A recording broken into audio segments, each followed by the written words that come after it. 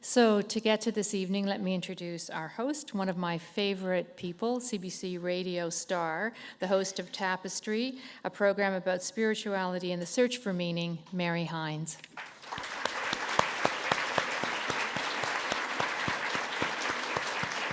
One of the best comments I've seen about Barbara Ehrenreich's work appeared the other day in the Chicago Tribune, and it goes like this. Those readers familiar with the trenchant, witty, and engaged books Barbara Ehrenreich has published over the last 4 decades will not be surprised that her new book, Living with a Wild God, is a smart and enjoyable read. They may well be surprised, though, by the subject matter. No kidding. This is what happens when you're a 4th-generation atheist who writes a memoir about what could be defined as a series of mystical experiences, about the unexplained, about some kind of contact with something. I'm on a bit of thin ice here because my day job is hosting a show about spirituality, and Ms. Ehrenreich is on the record saying the language of spirituality is repulsive. Also a sputter of mush. Thank you very much.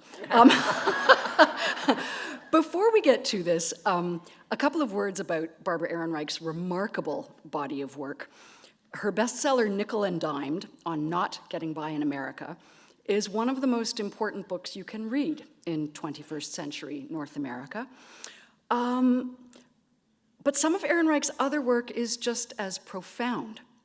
The book Dancing in the Streets, for example, made the case that communal joy was killed off beginning centuries ago. This may sound like a comparatively small loss, public celebrations, oh well. But if you spend just a few chapters in Barbara Ehrenreich's company, you realize that the effects were monstrous, and they're still being felt.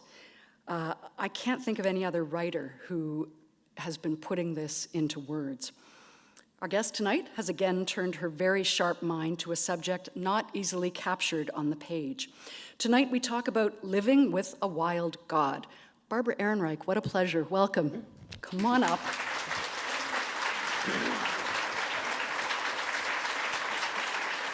Want to go to the other side?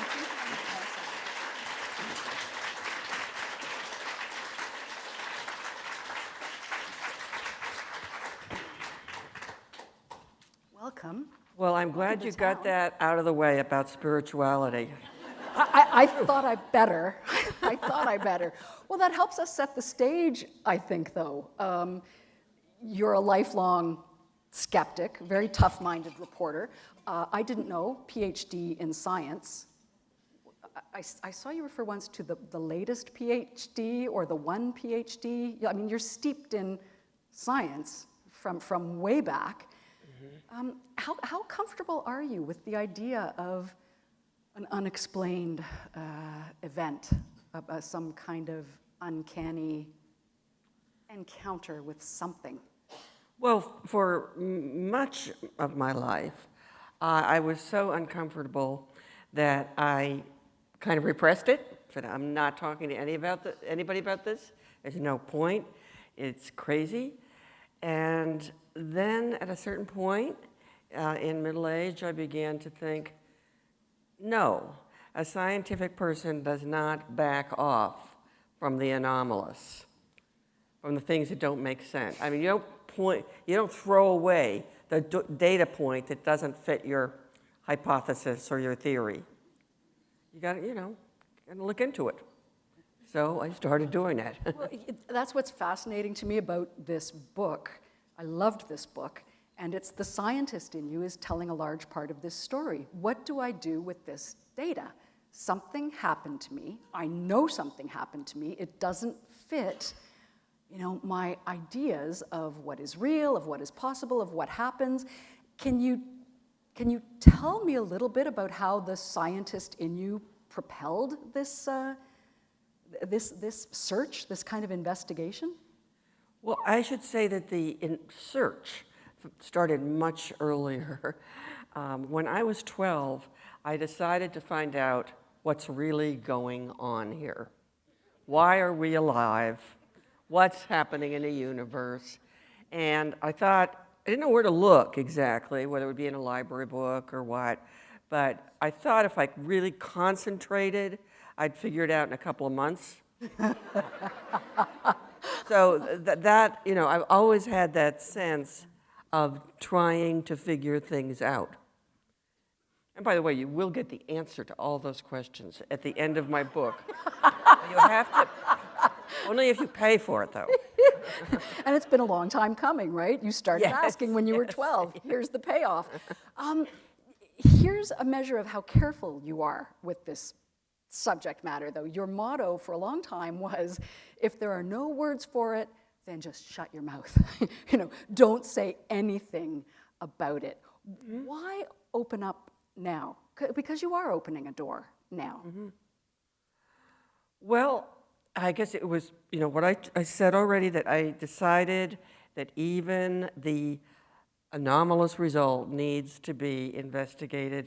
But also, you know, at a certain point I said, look, what I turned out to be professionally is a writer. I work with words, so you can't shrink back from this. This is the hardest verbal problem or set of problems I've ever had.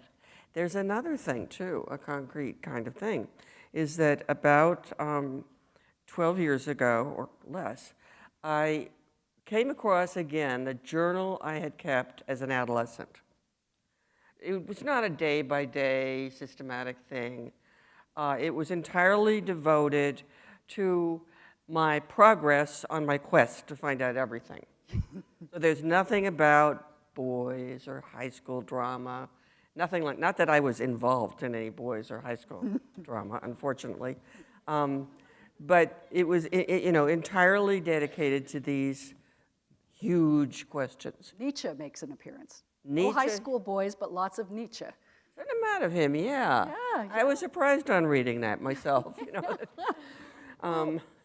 But that's, you know, that's really, all these I think are normal adolescent things, at least if you're a real nerd, you know, that you are asking those big questions when, very often when you're a kid, and we're told to forget about them at a certain age, right? Put that aside and grow up. You know, that's kind of the message. And it was, you know, the same with all of this, that this is, you're supposed to be a stage in life, right? And look at the way we use adolescence, or the word adolescent, as a pejorative. Yeah, that's true. Yeah, I'm remembering, just to show you how normal this is, Tony Soprano's son, Anthony Soprano Jr., remember when he went through his phase of big questions? You weren't very loyal watchers, were you? Anyway, he goes through this phase where he starts reading Nietzsche. That's how he pronounced it. And you know, but we know, you know, soon he grows, he matures and becomes a mob boss like he's supposed to. Walter White Jr. goes through some of this too. We could spend the entire evening on our favorite sons of Breaking Bad. Walter White Jr., Walter Jr. You know, goes through a bit of what it's you know, I've fallen behind. That's why. Oh, okay. Then I can't say another word. I feel as though we're skirting around. You know, we're teasing people a bit about what's at the heart of this story and what's at the heart of the book. And as you've said, as a writer, you don't shy away from a project where words are hard to come by. You've jumped into it. So let's try to find the words. So Lone Pine, California, when you were about 17, I think. What happened? I was on a terribly poorly planned and underfunded skiing trip with a high school friend and my younger brother. We were supposed to drive up from Los Angeles to the mountains, ski, and come back. You know, so we would have spent the night before at my uncle's, and then we would have come back after the day of skiing. We didn't come back. We spent the night in the car. You know, the reason why I only found out in doing the research for my memoir, but we spent the night there in the car. So just by a little way of physiological background, I was exhausted. I didn't have enough sleep. We didn't have enough food. We didn't have enough money. I got up before dawn in this strange town and started walking around, probably looking for a restroom in the back of my mind. And something happened. The only words that make sense, or the imagery that makes sense, is that the world seemed to flame into life. Everything. Like something was pouring out of everything and pouring out of me, and it was spectacular, ecstatic. It was also kind of terrifying. It was too big. So I can't. So the emotional side of it is very, very mixed. I don't know how long this lasted, and though there were a lot of aftershocks for the whole day. By the way, those things of sleep deprivation, hunger, and exhaustion are part. That's the recipe I found out much later for a Plains Indian vision quest, or part of the approach of some of the monastic mystics who were mortifying their bodies in various ways until they got to such a state. So I had no way of interpreting that. I didn't speak to anybody. What was I going to say? I had no idea. I mean, you deal with these issues professionally. But I don't have a clue. Okay. I just have to ask questions. I know. But I find it so striking that you make a point of saying, I was exhausted, I was hungry, we were at altitude, or we had sun exposure. And I've been reading something by another very tough-minded journalist, Patricia Pearson, who's here in town. And she said, isn't that always the default position? Something unbelievable has just happened to me. But maybe it was oxygen deprivation, or maybe it was, I'm in the operating room and it was in the OR, and maybe it was, just a quirk of the brain. There's a whole panoply of ready excuses we tend to use if we don't want to be thought crazy. Is it too easy to say, it was really sunny and I was really tired? Is it too easy to say that? No, it's partly because I do believe there is a material correlate for everything. That what happened, this sense, which I came to understand pretty quickly, is what a religious person might call God, right? The awe, the flame, the flaming sense and everything, has physiological correlates. That you could also, as I said in the book, half jokingly, I wish I had been wearing, what are they, electroencephalographic electrodes attached to my skull. An fMRI, mapping the whole thing. Yeah. Because I do, I think there are, that you could describe this in terms of physiological changes. You could describe it in terms of neuronal activity. But that does not erase the subjective experience. It's just like an example would be love. We have pretty good, explanations for love. Love between two people, lovers or mother and child or something. And we can talk of oxytocin, we can talk about evolutionary things that propelled us in this direction. But that doesn't say what it feels like to love.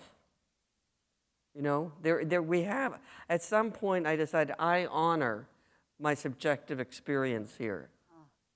And maybe the tendency to say that so strongly, finally, was abetted in part by feminism. Because when we revived the feminist movement in the 70s, as some of you will remember, there was so much that we couldn't talk about. Because it was secret, it was private, it was shameful. There was no vocabulary for it. And our whole enterprise was to say, no, we can put this on the table, rape, sexual harassment, all of these things. We can confront them. Now, not to put that, I'm just saying, Yes, that yeah. impulse to say, no more taboo is very strong in me. Do you feel there's a taboo in this area around speaking out loud about experiences one can't explain?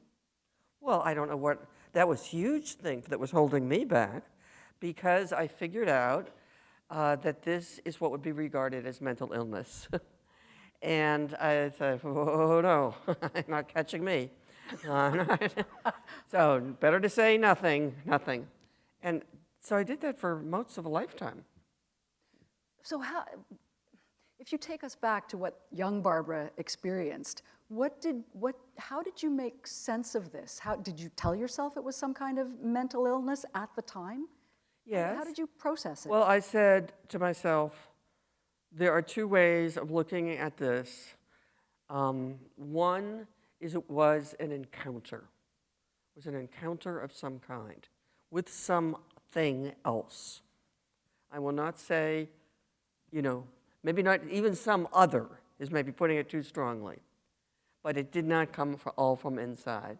And the other was to say, Barbara, you just had a little bout of schizophrenia, forget it. I don't know if you can have a bout of schizophrenia, but, and I decided to go with the latter. But there it was, this question, what if it had been an encounter? With what? And did young Barbara just bury that question for the next Pretty much. 40 years? Yeah. Well, I had other things to do. Oh, I'm not saying you were idle. It seems to me it's a fairly huge thing to bury. And Yeah. I get it, but was there some cost? Did you feel that you were sitting on something did it take some effort to tamp it down? Well, not really, because I didn't know how to talk about it. I've had the interesting experience of having a very close friend read the book and respond, and one of my ex-husbands. There aren't that many, but it is plural. But he had known me. We had been together when I was in my 20s, and he said I had no idea. And my best friend almost acted a little betrayed. Why didn't you never tell me this? I said, I didn't know how to say anything. And a few times I even made any kind of little attempt, I could see sort of eyes move away. People don't want to listen to your dreams. That's right, I understand that. And so it was many years before I learned the phrase even, mystical experience. It was many years before I learned that this happens to many, many people, or has happened to many, many people. That it was not some strange thing just uniquely inflicted on me. In fact, there's a poll, for what it's worth, from the Pew Research Center that found that something like 49% of Americans have had a mystic experience. What does that mean? I don't know, because I have read restaurant reviews that described a meal as a religious experience.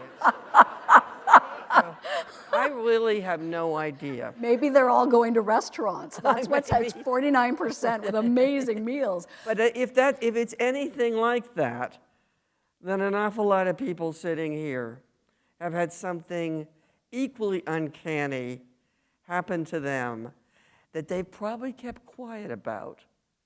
And another experience is having friends come up and say, thank you. I never dared talk about that. A friend having had an experience of his or her own. Yeah. More than one, yeah. So what's happened since this Living with Wild God has been published? Are people tending to, would you say come out? I mean, is there a closet that you come out of when you own up to, something happened to me, damned if I know what it was? Are people starting to speak to you about Yes, this kind of thing? I get that, and it's pretty fascinating, and I don't know why, I refuse to surrender certain things to either religion or spirituality, because they're all about not understanding. They're about accepting mystery. And I think some things need to become public finally, and to say, why can't we use our brilliant, rational human minds on this? So what would that look like if we put rational, brilliant minds to work on something that by its nature, I mean, might be mysterious? Or do you think things are only mysterious because we don't know enough about them? That's I take that position. Now, it may be that the more we find out, the more the mystery just slightly recedes, but it seems like that, don't we want to know? Yeah. And this is why, I say to people, look, if you have an experience which, includes these magnificent special effects, angelic choirs, lightning bolts, and I don't know why it is that there are always special effects in the Bible. I don't think Moses would have paid any attention if the Ten Commandments came as a memo. But, there has to be these things. But if you see that happening to you, don't fall on your knees. Stay alert. Take notes. If there is some other you're having an encounter with, get a blood sample if you can. But you've been there when you were at Lone Pine. Weren't you in effect on your knees? Could you have taken a blood sample? Being in that state, could you have taken notes? No, but I think, the book is a result, finally. I couldn't at that moment. 50 years later. All right, I'm sorry, I missed the deadline. But I'm just recommending to other people. Why do we say, God, mystery? Why not say, what's going on here? Now, I have to admit here, an influence in my life other than science and other than the social sciences I've studied has been science fiction. Oh, I love science fiction. Okay. And what I came to realize about science fiction just in recent years is that there was no other realm or domain in which you could have discussions about non-human consciousness and non-human others that might interact with us. I mean, you can't do that in religion without running into some serious heresy charges in many cases. And you certainly can't do it in science, especially because for so long, science has been committed to the idea that there is no consciousness other than human consciousness. Or we'll figure it out. It's a feature of the brain, and we'll figure it out. We'll figure out how it Well, there's nothing but us. It's an empty universe, unless you want to plop in the monotheistic deity, who's usually far, far away. It's an empty universe. It was only in the last couple of decades that science began to realize or admit that animals, non-human animals, have feelings and awareness, memories, creativity. You felt this in the lab, right? As a scientist, saying, maybe I don't want to torture mice anymore. That didn't occur to me. Mary, that's Because a terrible thing. Because they were not sentient, things. or they were yeah. This is the Cartesian view. Non-human animals are things. They are objects. When I ended up in cell biology, cellular immunology exactly, I had to kill, we said sacrifice, a certain number of mice every day to do my experiments. I'm the Dr. Mengele of the mouse world. I someday expect, the mouse deity to catch up with me. But there was not a thought about it. You take them by the tail, you plunk them in the, whatever it was, the chloroform, and then you do this and that. I didn't object in any way consciously, because this is what we were doing, and they weren't. They had no feelings. We knew that. How did that change for you? Because that was something that shifted. You felt that there might be some kind of consciousness or feeling, or there was something there that maybe should be, I don't know if respected is the right word, maybe they shouldn't be killed and cut up. How did that shift for you? Well, I think that's something humans have known for a long, long time, is that non-human animals have their own intelligence, awareness, feelings. We've known that. Anybody who interacts with non-human animals knows that. So it was a kind of a strange thing, these few hundred years of Cartesian denial. So we knew it at some level. Oh yeah, but we knew it all were the just time. shoving Yeah. it away. Yeah. I want to stray from this for a minute, because when you mentioned your love of science fiction, I didn't know that. For those of us who love it, who's been formative for you? Are there people you think are, what authors would you recommend? Well, when I was a kid and subscribed to Galaxy and whatever it was, astounding science Yes, yeah. fiction. I was read Arthur C. Clarke, wonderful. Well, all of the classics. Classics, yeah. More recently, of course, oh God, what's her name? Connie Willis or Mary Doria Russell? No, but I'm getting to them. Okay, we'll And get there. China Miéville, Oh, yeah. the British writer. Yeah. So That was too intense for me. I couldn't handle. he can be Very intense. intense, right? Yeah.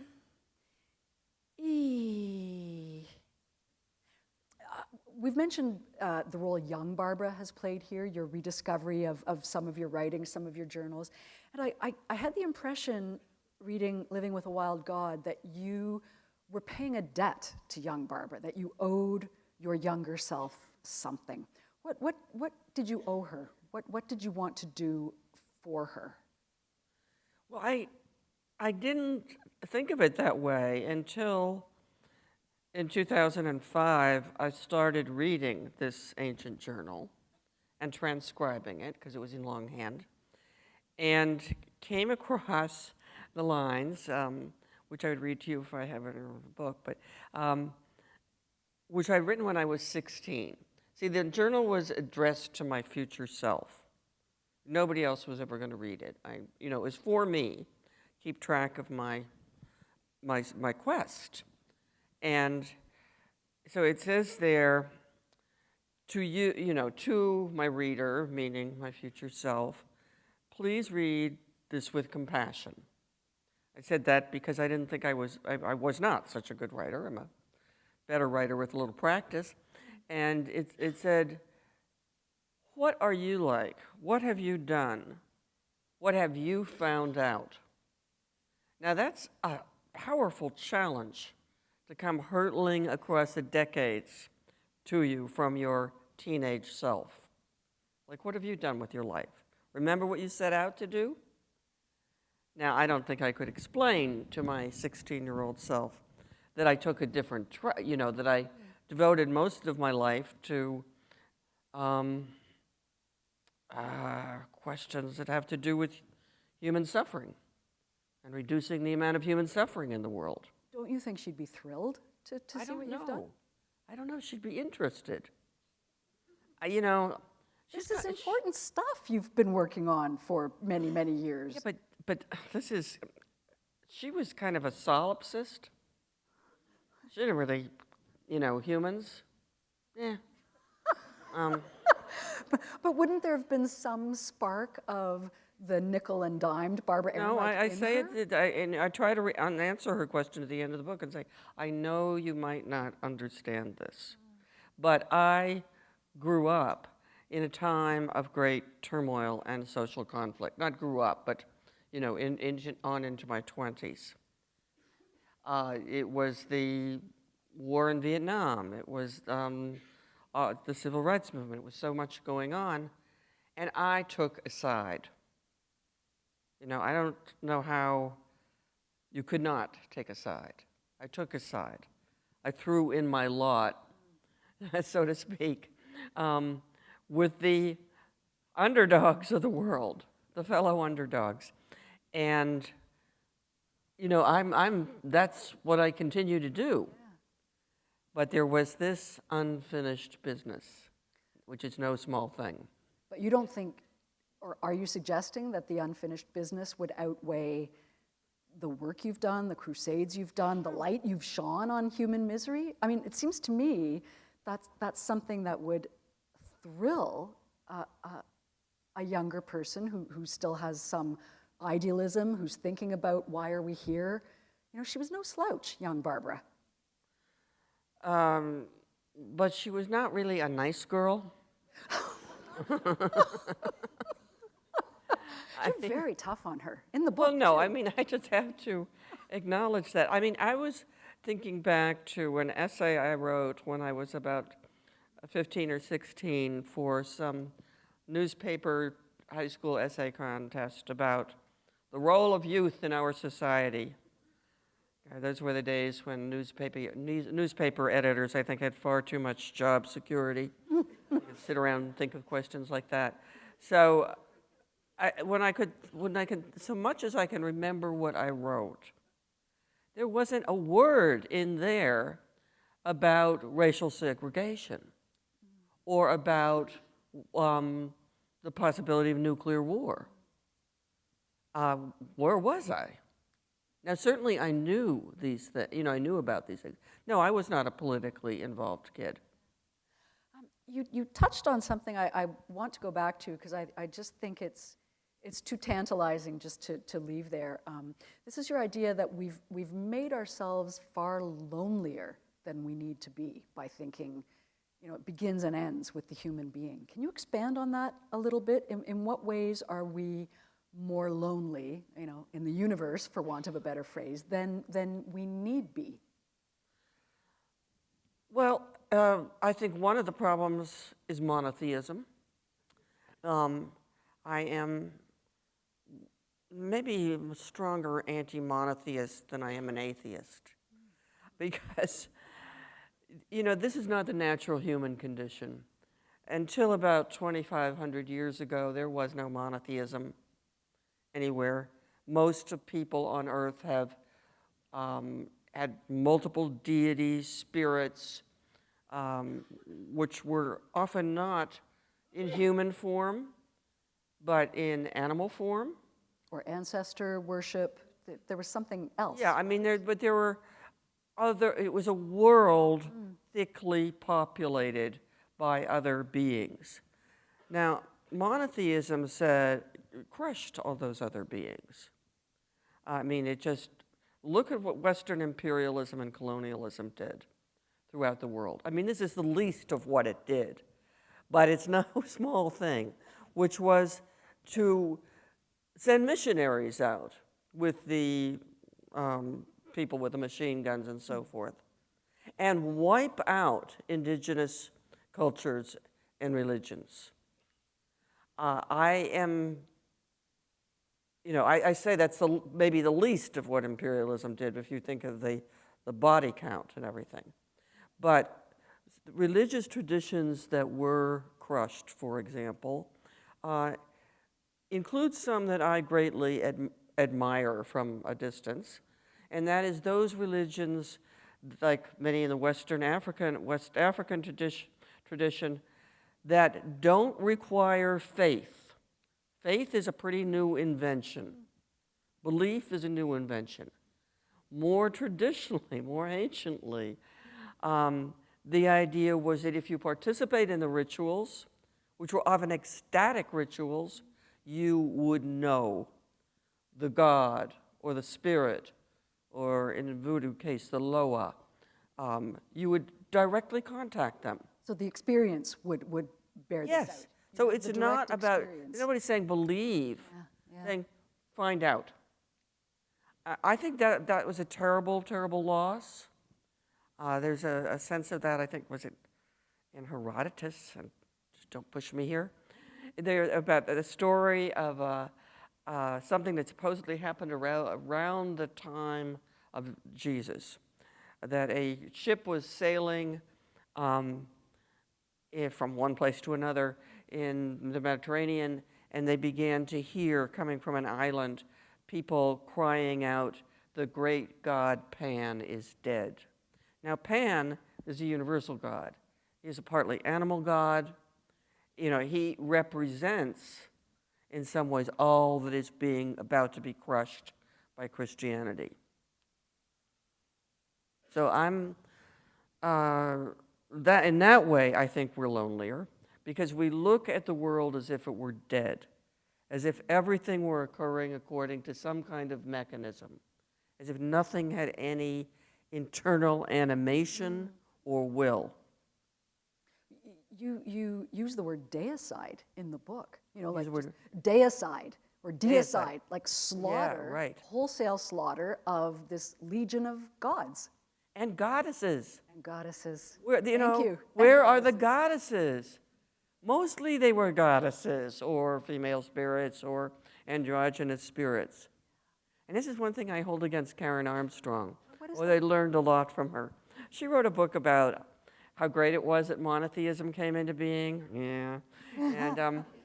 And she has like in a paragraph there, of course, all the goddesses were eliminated, but that's another story. No, that's part of the story. We have in the monotheistic religions one male type, very distant, almost inaccessible deity. And that means it's pretty lonely.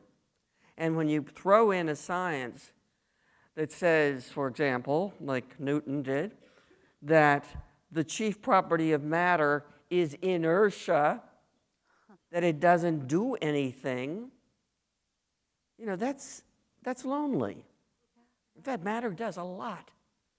Matter is actually kind of quivering with all kinds of stuff going on in it.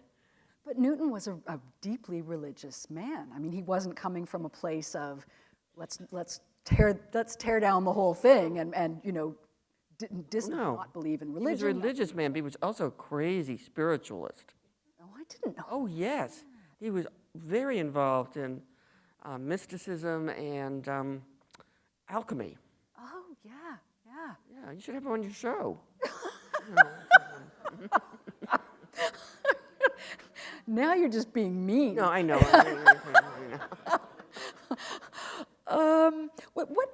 What do you think was lost with that deicide, with that loss of the goddess, loss of Pan, loss of the multiple world of gods? Apart from the loneliness, was there anything else? Well, yes, there's another effect which I barely mentioned in the book because I felt constrained not to go off into long historical digressions, but I think the idea of a perfect and good God. Remember, the old gods, the old deities weren't necessarily good. Nobody thought about their being good. But once you say, no, there is this one perfect God who is absolutely moral, then that becomes the perfect legitimation for the powerful, human power. You know, for the rise of political units that are large, where you have one person typically who claims to be, you know, who is regarded as the authority. If he gets the backup of not some kind of crazy God who, you know, just eats human sacrifices or something, but some perfectly good deity, which is what we give him in the monotheistic religions today, that's pretty powerful. So would you But it was suggest there's a direct line Yes, between no, I that? think, well, not a, you know, I mean, I'm going to connect the dots. Yes, yeah. With the, because our monotheism is about a perfectly good single Yes, God. yes. And if he, you know, if he backs up, you know, who can I think of right now? George Bush, George Bush, Rob Ford. Yes. I mean,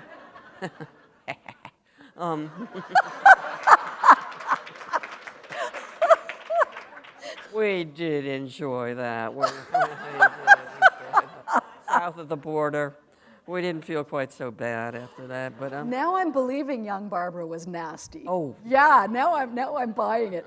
No, but I wish you had found room for this in the book, because I think it's fascinating. this idea that you can connect the dots between an all-powerful head of a corporation, head of a state, and this image of the perfect male, omnipotent being. In fact, there is one fascinating archaeological study. I think it was it was somewhere in Latin America, going back several thousand years. And the first archaeological layer you find from the human habitation is what is interpreted as a dancing ground, a raised and flattened area where everybody had their ecstatic danced rituals. As time goes on, you begin to find altar-like structures. And then finally you have, the structures that indicate some kind of monarchy and total social hierarchy. Well, and even the language of Christ the King, and the language becomes very of the monarchy. Right, that's a good point. This gets me back to this book of yours that I seem to be obsessed about, Dancing in the Streets, this idea that once there was that first layer, that primal layer of, that's found in the earth, communal dancing, ecstatic dancing, and that certainly is not a part of mainstream religion, certainly. I don't know where you'd go to find that. A rave. Is it bubbling up? There are survivals of the West African tradition. Some of them even in Christianity. Within Africa, religions were incorporated with older traditions. There is still voodoo. There is candomblé in Brazil. All of the, which preserves some of those ecstatic traditions. But missionaries really wanted to wipe that stuff out because it was empowering to the natives. I'm trying to imagine ecstatic Protestants, and it's not happening. Well, Maybe that's unfair, but... No, Pentecostalism. Oh, well, yes, of has course. some of that. Yeah, it has some of that. But although I am a little leery of speaking in tongues because I think they fake it. Have you? Sometimes I've seen it on TV. You've seen it faked, or you? Pretty sure it was fake. Yeah. And if you just go like that from talking normally to blah, blah, blah, yeah, I think. That's the headline. Barbara Ehrenreich speaking in tongues at Toronto Reference Library. We've touched on some of your earlier work. Your books established you as a public thinker, a serious scholar. And you've said that with this book, with Living with a Wild God, there is a certain, and I'm quoting you here, there's a certain risk to your public integrity. What are you worried about on that front, about your public integrity and your standing as a scholar, as a public thinker? You really want to know? Yeah. I was afraid this book would be called insane, and that I would be called insane. So far, that has not happened. I don't know what everybody's thinking, but no. So far, it's a big relief that you honestly thought you'd be marked as insane. Well, yeah, and I would even ask. Of all the people here who've had some odd experiences that might even be called mystical, I bet an awful lot of you don't talk about it for the very same reason I didn't. Right? I'm not going to ask for a show of hands. No, but I'm trying to gauge it. Do people look antsy? Do they look a bit uncomfortable? Is it? They look shifty. You're never going to see Toronto the same way again, are you? Yeah, no, that's... One thing, because I don't want to end on a spiritual note, given, I don't want us to get into the mush and the disgraceful side of it on an ending note. It's one thing's very clear to you, it seems, that you are not proposing some kind of, stemming from what happened in when you were 17, this amazing experience. You're not positing a benevolent deity, a universe full of loving kindness. That is not calling your name, right? Oh, no. I see no evidence for any kind of vast, loving principle in the universe. I think the morality and the responsibility we feel toward other human beings is a human thing. If there are other beings, and extraterrestrials or currently invisible types of beings, they're not nice either. I mean, why would they care? Let's just look at the universe for one quick minute. We just found out from astronomers that we're getting pelted by asteroids here on Earth a lot more than we had thought. We're on a planet which is not in its own, it's not itself stable. Its crust or mantle are constantly shifting. And then one of the things that obsesses me, although I know I don't have to worry about this too much in an actuarial sense, is black holes. Is that every galaxy seems to have at least one in the center of it. And what do black holes do? They eat. They eat matter, stars, planets, and anybody who happens to be on those planets. Now, this is not my metaphor. Astronomers talk about their feeding cycles. And when one is feeding particularly a lot right now. Now, what kind of a design is that makes the glory of galaxies and all the matter in them, which is highly organized and beautiful and wondrous, and then puts these black holes in the middle of everything to eat them? It sounds like cancer. It sounds like, Cancer? intergalactic. You said it then. Well, no, that's the metaphor I'm that just saying, comes to mind. It does not speak of loving kindness. No, it does not speak of loving kindness. Let me see. Really, where we go from the black holes, and the Rob Ford, and I'm. I embrace human morality insofar as it involves caring for each other, sacrificing for each other. But those capacities, those values, spring from our particular kind of evolution as social animals. We evolved in relatively small groups that were totally dependent on the group for self-defense and survival. That's built into us. I mean, it is as opposed to, say, being some kind of creature who just drops their babies and runs when a leopard shows up.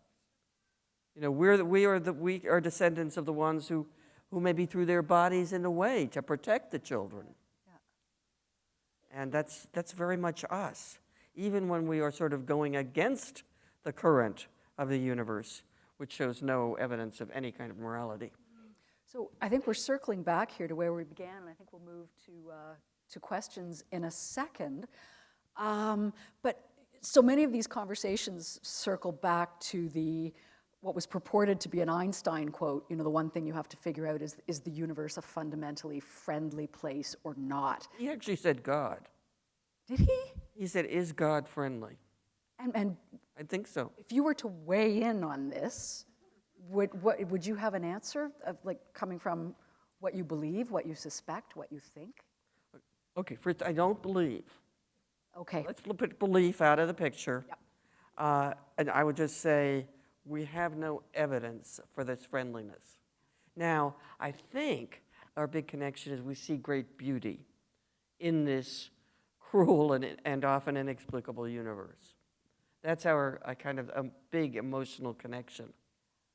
But to imagine that there is something in it or some things in it, I don't want to even just make this singular, that are particularly involved with us, seems bizarre.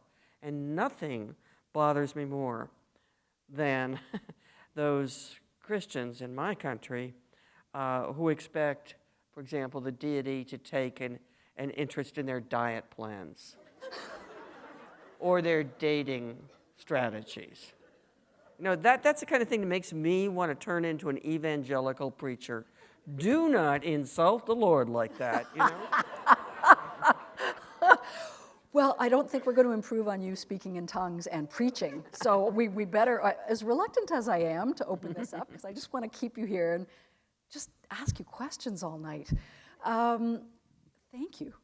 It's remarkable to. Well, thank you. You're one of the best interviewers I have had. Yeah. No, really.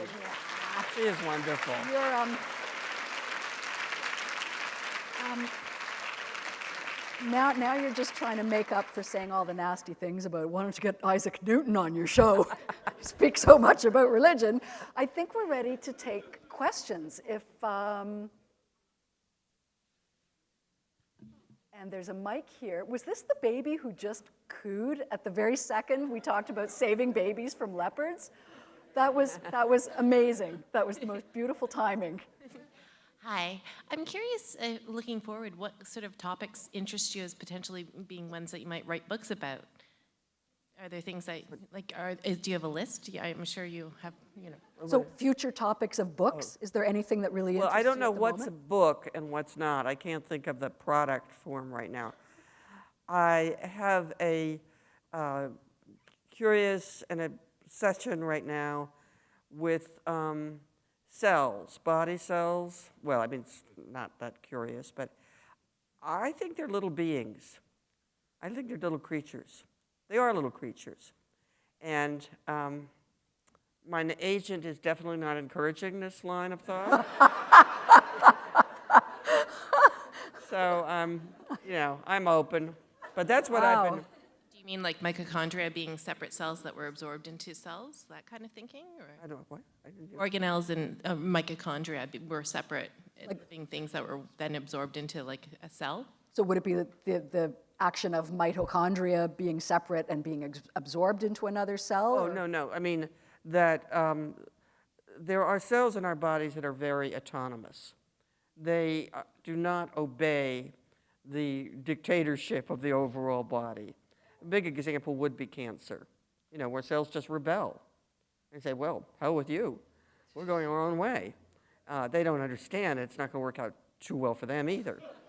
But the thing that is even more fascinating to me is that some of the immune cells are extremely autonomous and go crazy. Not just producing, I mean, I shouldn't be so judgmental. I mean, go crazy. Who knows what they're thinking? But, you know, they not just in autoimmune diseases, but just about everything that has to do with aging, for example, it is linked to inflammation. And what is inflammation? It's immune cells deciding to strike out on their own. So this, I'm exploring this idea that we're not, even our physical bodies are not one, which is deeply disturbing and fun. Thank you. Thank you very much. And next question, thank you. Hi, Barbara. I'm interested that you came back to this subject as an older person with experience, but also as a writer, because when you started setting the table for the story, you said, I wanted to honor the subjectivity of it. I wanted to know it by experiencing it. I found it difficulty to articulate it with words. And so the question is sort of, and then you went on to say, because we can't know in these things, in this way, that the world sometimes is cold or dead to us.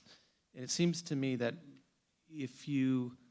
that what you're really wrestling with is to assign meaning to something. And that one of the things we do as humans is to try to assign a meaning to something which is apparently unknowable or apparently spiritual. And that's the role that a lot of religions play. Don't you worry about it. Here's the meaning of it. So now you're coming back to it as a writer and saying, what could the meaning of this be? Is it benign? Is it friendly? Is it spiritual? Is it a connection? Is it a whatever?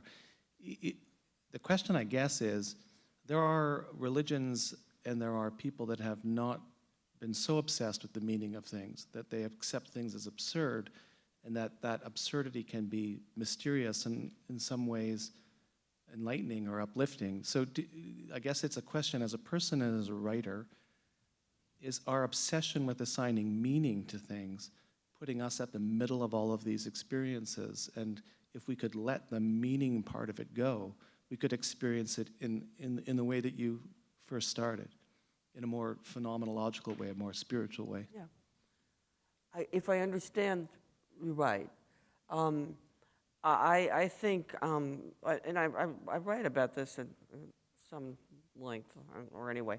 This is actually not a very philosophical book. There's lots of action. Let me just reassure you. But you know, the world as we see it, as we perceive it, is already so thickly layered with the human meanings we apply to it. I don't just see you as a blob of, well, not too much color. That's my wife's job. Huh? I know, I've imagined a life for you. I know where you live. No, I don't know exactly where you live. Don't worry about that. But, you know, that I'm, you know, everybody in the room, I'm imagining something about them, just as everybody else is doing here. We're seeing things and we're creating meanings, even in the most basic sense of saying, this is a table, and then here's what you do with the table. And sometimes we should give it a rest and see what it looks like without that. I'll just leave it. I just think a world without meaning means that you don't necessarily put yourself at the middle of all the narratives. It releases a little bit of mystery, and it also refocuses you on where you started, which is what can I know about this? I can know it by looking at it. I have an understanding of it by experiencing it that doesn't necessarily need to go to a full meaning set or a full meaning construct that is mysterious and also not cold and dead. Thank you. I think we're going to have to take another question. Thank you very much. Thank you. And another question. Thanks. Hi, thanks for coming. I was going to ask a quick question about monotheism and polytheism. I'm an atheist, so I don't have any. Can you get closer to the microphone? Is that better? Yeah. Okay. Well, just on monotheism and polytheism, obviously all the theists think theism is better than polytheism, but it's very common among atheists, Dawkins and Hitchens, to think that monotheism is somehow better. There's always the argument, well, you're a theist, we've just gone one God further. How would you make an argument towards an atheist, such as myself, that polytheism is actually more worthy than monotheism, although you believe in none of those? Oh, I wouldn't. I'm not trying to convert you to polytheism. Of course not. I'm just reminding people that the world was once enlivened for most people by many more kinds of beings. If there is a type of religion, and I don't even know the word religion applies, that appeals to me philosophically, it would be animism. Seeing life everywhere. Or sometimes it could be called panpsychism. You know, seeing, you know, will, intention, life everywhere. But I'm not trying to convert you to that either. That's how it looks to me. Huh? Okay. Thank you very much. Do we have another question? And it could be an answer. Floor's open to answers, too. Hi there. I think we might need the mic. Would you mind?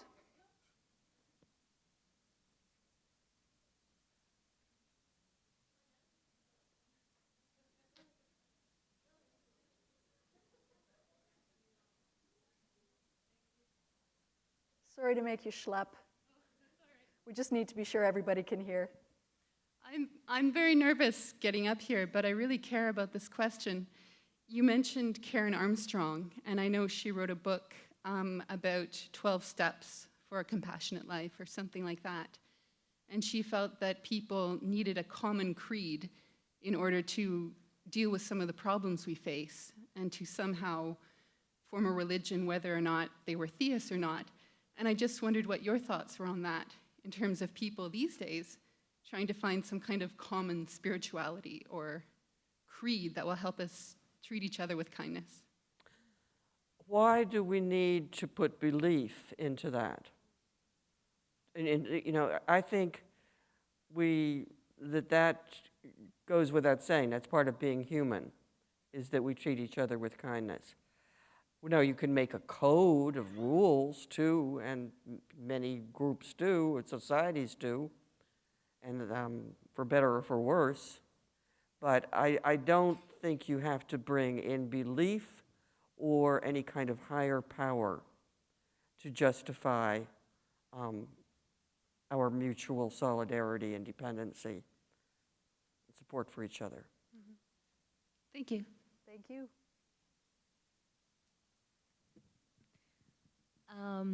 I haven't read your book, so maybe it's in there, but Get a little closer to me. okay. I didn't read your book, so maybe it's in there, but what I'm interested in is to know whether after you had this experience, you tried to recapture it. No. That's an interesting question. Part of me said, oh my God, now that that's over, what's left? What's left? You know, there's nothing left in life. Of course, I was 17, there were a few things left. But there was, but I have never done meditation. I have never tried it. I should. I guess, right? Health for you, you know, good for you. And I have never tried psychedelic drugs. I certainly had opportunities to, you know, in the counterculture of the 60s, but it was something about this experience I described that made me wary. It said to me, that's not stuff that you mess with. But the descriptions I have read or gotten verbally orally from people about their psychedelic drug experiences do not match mine. There's something, they're hallucinating, it seems to me. They're seeing things that they later acknowledge, say, well, of course that wasn't there. There wasn't actually a giant, purple lily speaking to me or something. I have no such I had no visions. I heard no voices, nothing like that. So my sense is something is it's going to happen or it's not. But yours wasn't a one-off, right? There are other There are other things. other we'll instances. talk about, right? Yeah. The Yeah. book is well worth the read. There's a lot going on there. Hi, next question. Hi. Hi, Barbara. Nice to see you. It's quite exciting. I have a question in that you've obviously been an advocate of social justice issues. You've written a lot of books. And what would be the book that has kind of left you despairing for the human race the most? I mean, the what? About? The book that's left you despairing for the human race the most. Is this of the books Ms. Ehrenreich has written? Yes, yes. Of the books you've written? Which has Why, left you're you- looking for a birthday present for your mom?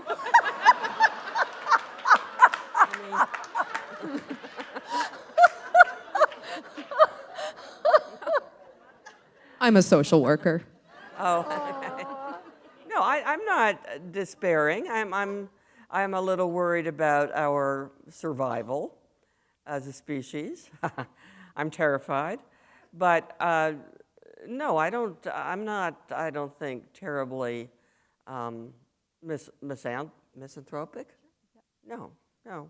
But I would say one book that really drew me into some of this stuff a lot was, and in some ways my favorite of my own books, is Blood Rights, on the origins or something of and history of the passions of war, which forced me into thinking about the connection between the sacred and bloodshed, the centrality of blood sacrifice to so many religions. And that was a trip. Thank you. And next question, thanks.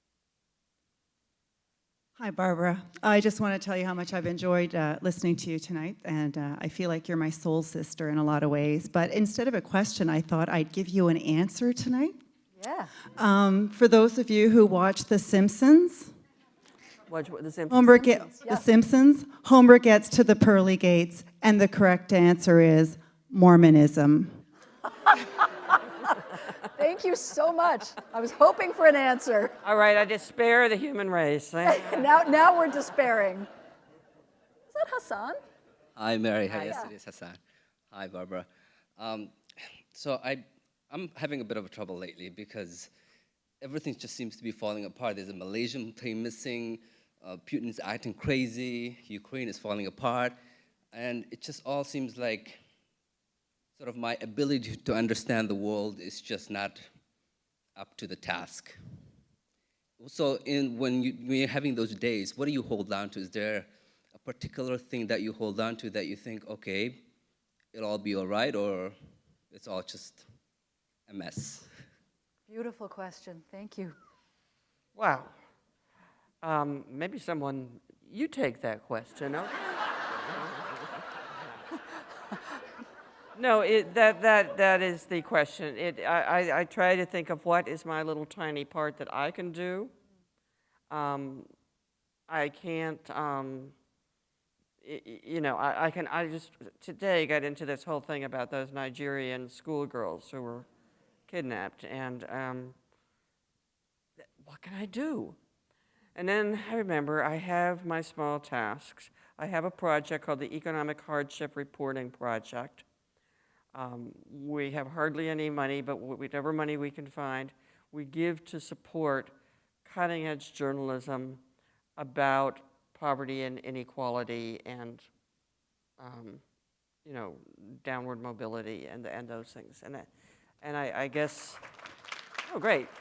You can go to our website, economichardship.org, and there's a button where you can contribute because we are doing some great work, because right now, journalists are finished. Most of us. Nobody, they want us to write, but they don't want to pay. And that means that if you want somebody to write, are you applauding for that? No, you maybe a journalist. And so one of the things that means is the only people who can write and report and opine about subjects like poverty and inequality are rich people. Of course. Because only they can, support themselves to do it. We're trying to change that. Thanks, Tiny. Hassan. Next question. Hi. I'm just wondering, based on what I've heard you talking about tonight, I'm not sure where the title comes from, because maybe I'm bold in saying, but it doesn't sound like you're someone who does live with a wild God. So I'm just wondering where that title came from. Yeah, that's a good question. I've gotten a lot of trouble with my family for that title, members of my family, because they are dogmatic atheists. And I got like, Barb, what is God doing in your book title? It just seemed a lot simpler than what I originally wanted as a title, which was Living with a Wild, Possibly Conscious, Currently Undetectable to Ourselves or Our Instruments, Creature or Possible Creatures, etc. And my publisher said, no.